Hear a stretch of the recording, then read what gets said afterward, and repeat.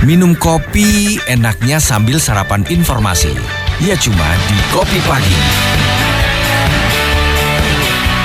Solo Pos FM, Beyond Information.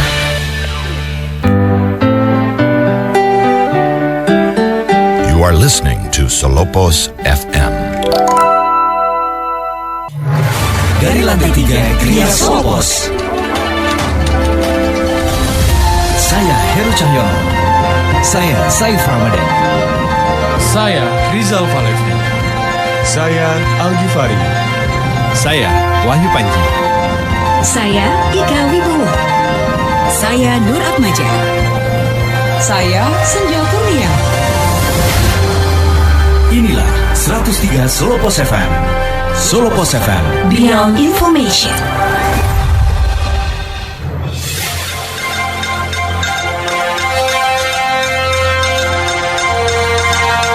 Kilas Peristiwa. Kilas Peristiwa pukul 8 bersama saya Ika Wibowo. Sobat Solopos, Kementerian Dalam Negeri Kemendagri menyatakan bahwa seluruh daerah di Indonesia statusnya berada pada level 1 untuk perpanjangan pemberlakuan pembatasan kegiatan masyarakat atau PPKM wilayah Jawa Bali dan luar Jawa Bali. Seperti diinformasikan kantor berita Antara, pemerintah kembali memperpanjang PPKM walaupun kondisi COVID-19 selama sepekan terakhir mengalami tren penurunan. Peraturan tersebut tertuang dalam Instruksi Mendagri nomor 42 tahun 2022 untuk Jawa dan Bali dan Instruksi Mendagri nomor 43 tahun 2022 untuk luar Jawa Bali. Sementara itu, Inmen Dagri tersebut akan berlaku hingga tanggal 3 Oktober mendatang. Di sisi lain, penyesuaian dalam regulasi PPKM khususnya luar Jawa Bali terlihat pada penyesuaian pintu masuk PPLN yang disesuaikan dengan Adendum SE Satgas COVID-19 nomor 25 tahun 2022 tentang protokol kesehatan perjalanan luar negeri pada masa pandemi COVID-19. Kita ke informasi berikutnya. Badan Kependudukan dan Keluarga Berencana Nasional atau BKKBN berupaya menurunkan angka stunting melalui gerakan Bapak Asuh Anak Stunting atau BAAS. Seperti dikabarkan dari harian Jogja.com, gerakan ini akan menyasar keluarga berdampak dan beresiko mengalami stunting. Selain itu, keluarga yang menjadi sasaran gerakan ini akan memperoleh makanan olahan protein tinggi selama 6 bulan. Sementara Kepala BKKBN Hasto Wardoyo menyampaikan pembangunan sumber daya manusia atau SDM menjadi salah satu hal yang perlu diperhatikan dalam menangani stunting. Pak Solopos, demikian Kilas Peristiwa. Saya Ika Wibowo, selamat pagi.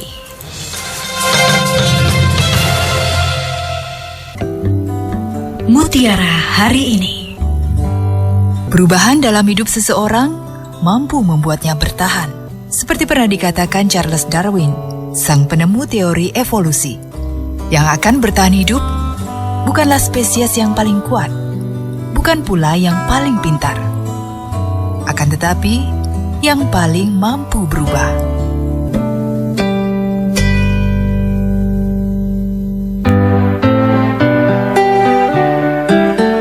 You are listening to Solopos FM. 103 Solopos FM, Beyond Information. Kita lanjutkan kembali, masih terus temani Sobat Solopos di Kopi Pagi, jam 8:07 ya.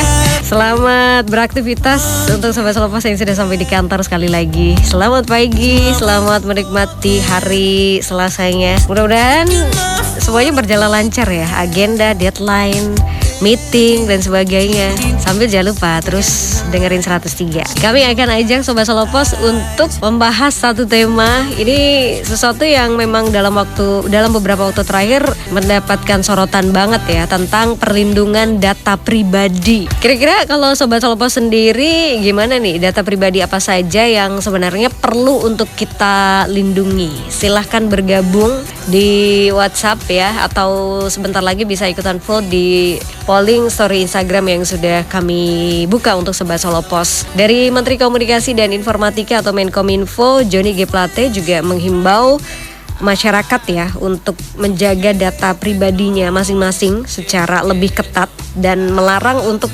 menyalahkan pihak lain juga. Johnny mengimbau masyarakat untuk menjaga data pribadinya agar tidak disalahgunakan oleh orang lain. Masyarakat juga memiliki tanggung jawab atas data pribadi atau NIK-nya sendiri. Dan pernyataan ini sempat menuai pro dan kontra ya, bahkan lebih banyak ke yang kontra, menuai kritikan warga net terutama di Twitter. Kalau Sobat Solopos juga cek ya. Jadi ada beberapa cuitan nih, seperti salah satunya @_HHY DRANGEA ya, yang menuliskan bahwa pemerintah yang bikin aturan harus pakai NIK, tapi pas bocor masyarakat yang disuruh jaga NIK. Bagaimana cara menjaganya jika setiap ini itu diminta memasukkan NIK? Ini dari salah satu netizen ya. Dan saran Kominfo untuk tidak sembarangan membagikan NIK kepada orang lain pun juga tidak luput dari kritikan. Ada lagi nih @Aditya_Herlamba yang menyampaikan kalau gitu pas registrasi SIM gak usah tanya NIK dong. Saya gak mau sembarangan kasih data ke Kominfo, saya tidak percaya. Nah ini juga cuitan yang lain lagi ya, datang dari @Aditya_Herlamba melalui akunnya. Adapun terkait dengan dugaan kebocoran data kartu SIM,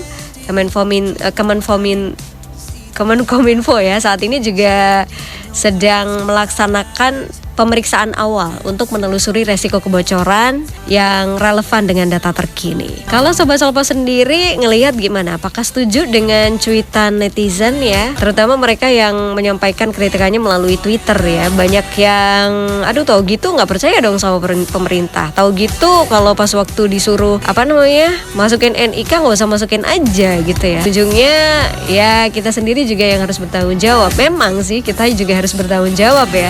Tapi beberapa kali ketika login, terutama di aplikasi yang itu notabene milik pemerintah pun, NIK juga sering ya ditanyakan gitu. Kita harus menyertakan hal itu sebagai kelengkapan dokumen. Kalau Sobat Solopos melihatnya gimana nih, langsung aja ke 081226103103. Apakah setuju juga ya bahwa kita nggak boleh nih nyalahin pihak lain kalau kehilangan pribadi gitu? Atau Sobat Solopos bisa punya opini sendiri tentang hal ini.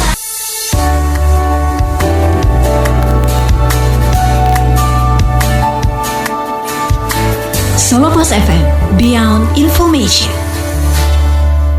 Sobat Solopos, kita lanjutkan kembali kebersamaan kita, masih membahas satu tema tentang perlindungan data pribadi ya. Perlindungan data pribadi nih kalau Sobat Solopos gimana melihatnya? Data pribadi apa aja yang memang seharusnya perlu kita lindungi, dan mungkin Sobat Solopos juga punya tips sih barangkali untuk membuat data pribadi kita ini nggak mudah gitu, nggak mudah untuk kemana-mana ya, tidak mudah bocor. Bahkan ada yang dijual juga di forum peretas ya. Selamat pagi untuk Pak Sriatmo nih. Pak Sriatmo dipajang ya, beropini bersama kami. Kalau dengar pernyataan dari Kominfo, geli-geli gimana nih? Geli-geli sangar ya.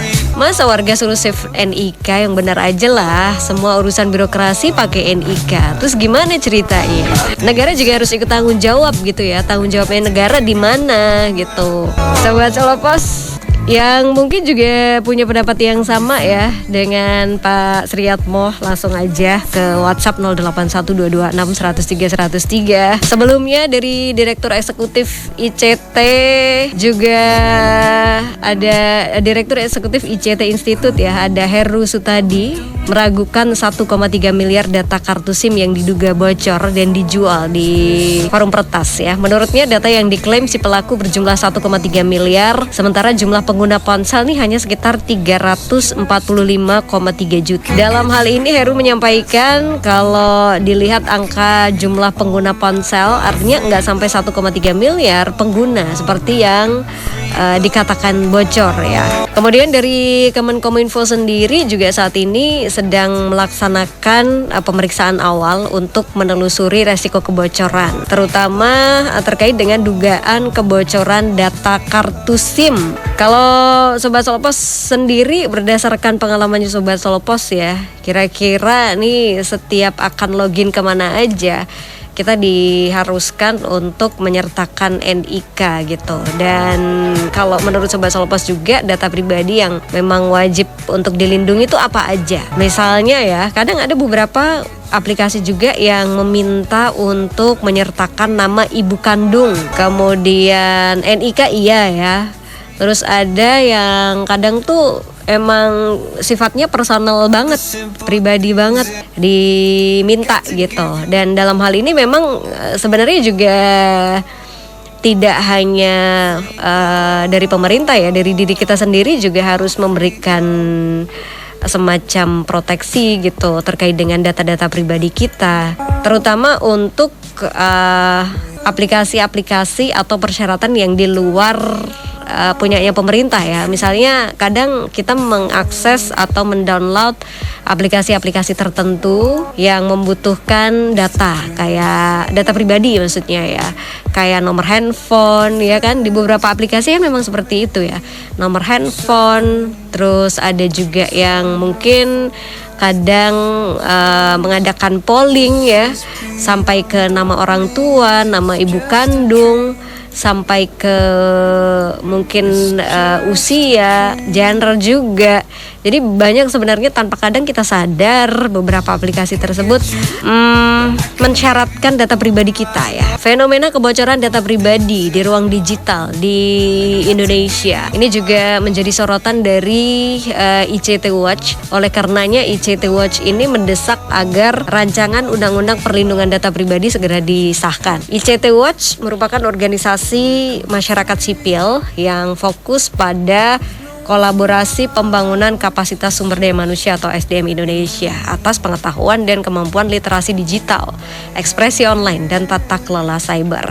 Direktur ICT Watch Indriyatno Banyumurti menyebut pada 2022 saja telah terjadi kebocoran data di beberapa instansi di Indonesia, seperti Bank Indonesia. Kebocoran data BI terjadi bulan Januari 2022. Ada juga kebocoran data pasien Kemenkes pada Januari 2022. Selain itu juga terjadi kebocoran data Ditjen Pajak dan Kartu Prakerja pada Maret 2022 dan BIN Agustus 2022. Ternyata ada beberapa ya, bahkan nggak hanya 1-2, ada lumayan banyak nih kebocoran data yang terjadi di beberapa instansi di Indonesia. Belum lagi kalau Sobat Solopos ingat Agustus 2022 ini juga terjadi kebocoran data di PLN dan pelanggan IndiHome. Sejauh ini institusi-institusi tersebut membantah adanya kebocoran data di organisasi mereka dan pengusutannya tidak pernah jelas ke publik. Nanti kita juga akan ngobrol bareng narasumber kita ya. Ada Wakil Ketua Komisi 1 DPR RI, Pak Abdul Haris Al-Masyari. Mudah-mudahan sih sesaat lagi kita bisa ngobrol bersama dengan beliau, tentu saja di Kopi Pagi.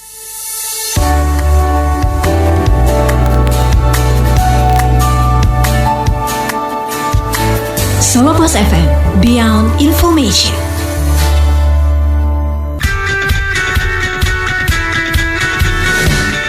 Minum kopi enaknya sambil sarapan informasi.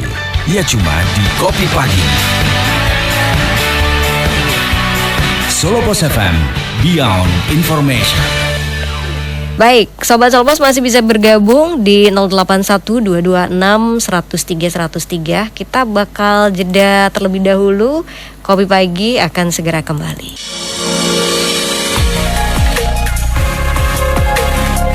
Solopos FM, Beyond Information.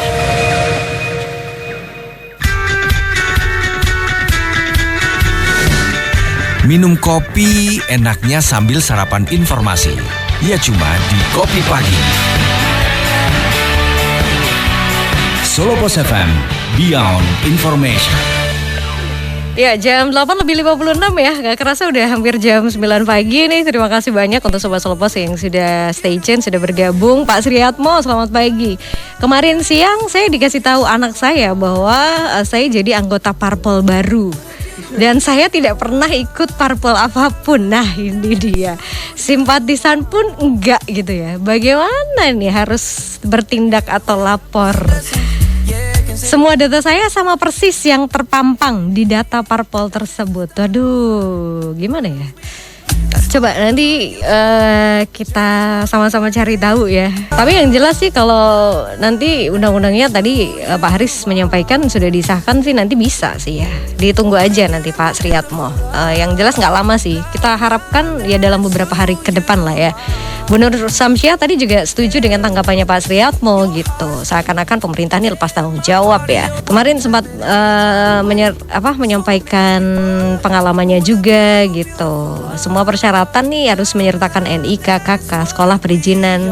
Mohon pemerintah ini lebih berhati-hati dan terus evaluasi. Baik, terima kasih banyak untuk Sobat Solo Pos yang sudah bergabung, sudah beropini juga. Sayang banget kebersamaan kita di Kopi Pagi. Kami harus akhiri sampai di sini. Saya Ika Wibowo undur diri.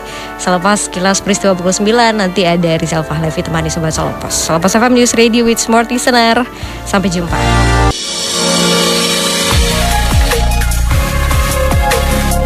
Solo Pos FM, Beyond Information.